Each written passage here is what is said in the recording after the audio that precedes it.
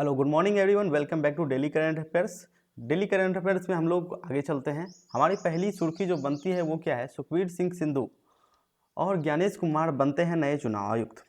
लोकसभा चुनाव के पहले पूर्व नौकरशाहों सुखबीर सिंह सिद्धू और ज्ञानेश कुमार को नए चुनाव आयुक्त के तौर पर चुना गया है। बता देंगे पीएम मोदी के नेतृत्व वाली समिति ने इन नामों पर मुहर लगाई है। लोकसभा में कांग्रेस के नेता अधीर रंजन चौधरी ने इस चयन प्रक्रिया में हिस्सा लिया और चयन समिति की सिफारिश के आधार पर राष्ट्रपति द्रौपदी मुर्मू निर्वाचन आयोग के 2 सदस्यों की नियुक्ति करेंगे। तो क्वेश्चन मेरा ये बनता है कि नए चुनाव आयुक्त के रूप में किसे चुना गया है? तो राइट आंसर है हमारा सुखबीर सिंह सिद्धू और साथ में ज्ञानेश कुमार, मतलब ए और बी दोनों। ठीक है, तो अगले क्वेश्चन की तरफ और अगली सुर्खी को हम कवर करने का प्रयास करते हैं। ठीक है, अगला सुर्खी जो हमारा महतारी बंधन योजना। महतारी बंधन योजना ये छत्तीसगढ़ राज्य में स्टार्ट किया गया एक योजना है जो महिलाओं से संबंधित है। तो इसके बारे में थोड़ा सा डिटेल जानते हैं कि छत्तीसगढ़ राज्य सरकार ने हाल ही में महतारी बंधन योजना शुरू की है। इस बहुचर्चित स्कीम में महिलाओं के लिए शुरू की गई है। ठीक है, इसमें जो शामिल है, इसके अंतर्गत पात्र विवाहित महिलाओं को प्रति माह 1,000 रुपये की वित्तीय सहायता प्रदान की जाएगी। ठीक है, हाल ही में चर्चा में रही महतारी योजना, महतारी बंधन योजना किस राज्य सरकार द्वारा शुरू किया गया है? तो ऊपर आपने देख ही लिया, छत्तीसगढ़ राज्य सरकार द्वारा। राइट आंसर हो जाएगा हमारा छत्तीसगढ़। ठीक है, तो अगला हम क्वेश्चन की तरफ चलते हैं। अगले क्वेश्चन को कवर करने का प्रयास करते हैं। क्या कहा जाता है? Prasar Bharati launches new platform to share news feed. ठीक है, इसके बारे में डिटेल्स अगर जानते हैं तो केंद्रीय सूचना एवं प्रसारण मंत्री ने प्रसार भारती की समाचार साझाकरण सेवा पीवी शब्द को लॉन्च किया है। ठीक है, इस प्लेटफॉर्म को मीडिया परिदृश्य से ग्राहकों को वीडियो, ऑडियो, टेक्स्ट, फोटो और अन्य प्लेटफॉर्म में दैनिक समाचार फीड प्रदान करने के लिए इसको डिजाइन किया गया है। ठीक है, प्रसार भारती देश का सार्वजनिक सेवा प्रसारक है। ये क्या है? सार्वजनिक, पब्लिक सेक्टर का सेवा प्रसारक है। ठीक है, तो क्वेश्चन बनता है प्रसार भारती की नई सेवा जो है हमारे पास पीवी शब्द को किसने लॉन्च किया है? तो केंद्रीय सूचना एवं प्रसारण मंत्री जो हमारे अनुराग ठाकुर हैं, इन्होंने लॉन्च किया है और यही है वो अनुराग ठाकुर। ठीक है, अनुराग ठाकुर। ओके, इसी के साथ हम लोग चलते हैं अब अगली सुर्खी की तरफ और अगले हेडलाइंस पे हम ध्यान देते हैं। तो क्या है? रचिन रविंद्र और मेली केर ने अपनी प्रतिभा का मनवाया लोहा, जीता न्यूजीलैंड क्रिकेट का सर्वोच्च पुरस्कार। न्यूजीलैंड क्रिकेट का सर्वोच्च पुरस्कार जीता है। ठीक है, तो इसके बारे में हम लोग थोड़ा सा डिटेल्स पढ़ते हैं कि ये कहाँ पे आयोजित हुआ था। ठीक है, और इसमें किस तरीके से इन्होंने जीता। तो इसकी जो सुर्खी है ये बनती है, इसके डिटेल्स के बारे में अगर हम लोग जानने का प्रयास करते हैं तो क्या है? क्राइस्ट चर्च में आयोजित ANZ न्यूजीलैंड क्रिकेट पुरस्कार समारोह में रचिन रविंद्र और मेली केर को क्रमशः न्यूजीलैंड के उत्कृष्ट पुरुष और महिला क्रिकेटरों के रूप में सम्मानित किया गया। रचिन को उत्कृष्ट पुरुष क्रिकेटर चुने जाने के बाद सर रिचर्ड हेडली को पदक से सम्मानित किया गया। यह अवार्ड पाने वाले सबसे कम उम्र के खिलाड़ी बन जाते हैं। कौन? ये नहीं, रचिन नहीं, ये क्या नाम है इनका? Richard Hadlee. ओके, तो क्वेश्चन बनता है यहाँ से हमारा, न्यूजीलैंड के लिए वर्ष के उत्कृष्ट पुरुष क्रिकेटर के सम्मान से किसे सम्मानित किया गया है? तो राइट आंसर है हमारा रचिन रविंद्र। ठीक है, अब हम चलते हैं, ज़्यादा देर ना करते हैं, अपने अगले क्वेश्चन की तरफ। और हमारा अगला क्वेश्चन और अगला सुर्खी क्या है?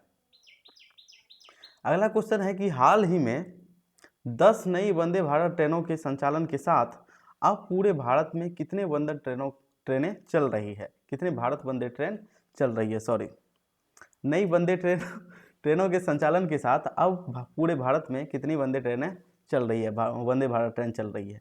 तो टोटल राइट आंसर हमारा 102। ठीक है, ये जागरण के अनुसार है, उसके डाटा के अनुसार है।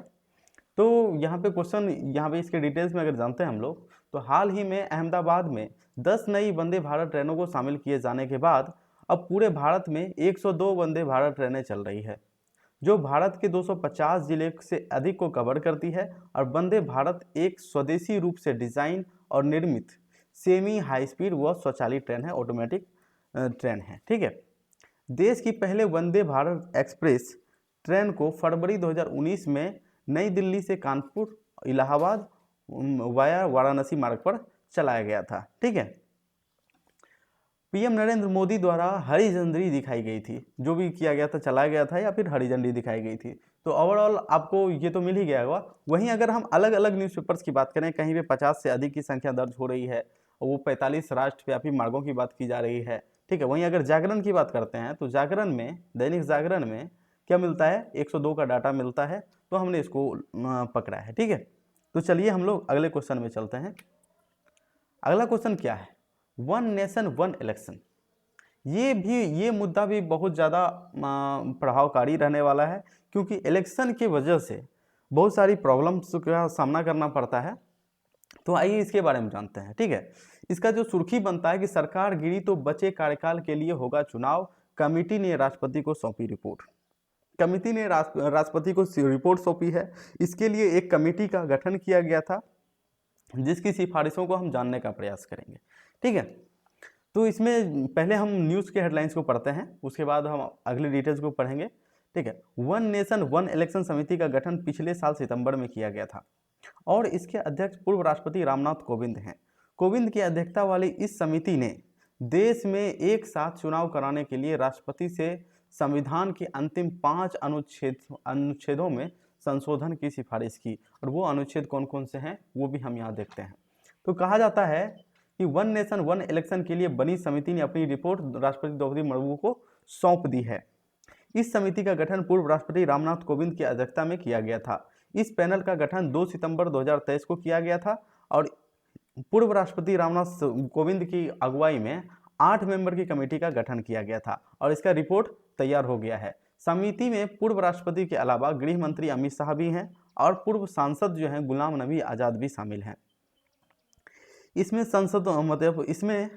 संसद के सदनों की अवधि से संबंधित अनुच्छेद 83, लोकसभा के विघटन से संबंधित अनुच्छेद 85, राज्य विधानमंडल की अवधि से संबंधित अनुच्छेद 172, ठीक है, और राज्य विधानमंडल के विघटन से संबंधित अनुच्छेद 174, ठीक है, आर्टिकल 174।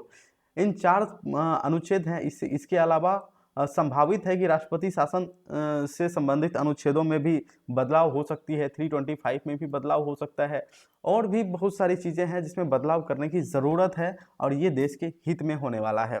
तो इसमें जो क्वेश्चन बनता है कि वन नेशन वन इलेक्शन पर बनी समिति ने अपनी रिपोर्ट सौंप दी है, इस समिति के अध्यक्ष कौन थे? तो अध्यक्ष आपको याद रखना है, यह हमारे रामनाथ कोविंद हैं, ठीक है, ठीक है, रामनाथ कोविंद हैं, ठीक है।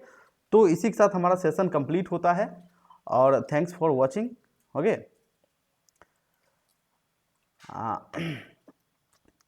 तो चलिए ज़्यादा देर ना करते हुए अब हम इस सेशन को समाप्त करते हैं और हम आपसे मिलने का प्रयास करेंगे अगले सेशन में। तब तक के लिए आप हमारे साथ बने रहें, चैनल को लाइक, सब्सक्राइब एंड कमेंट के साथ, और तब तक के लिए हंसते रहिए, मुस्कुराते रहिए। जय हिंद।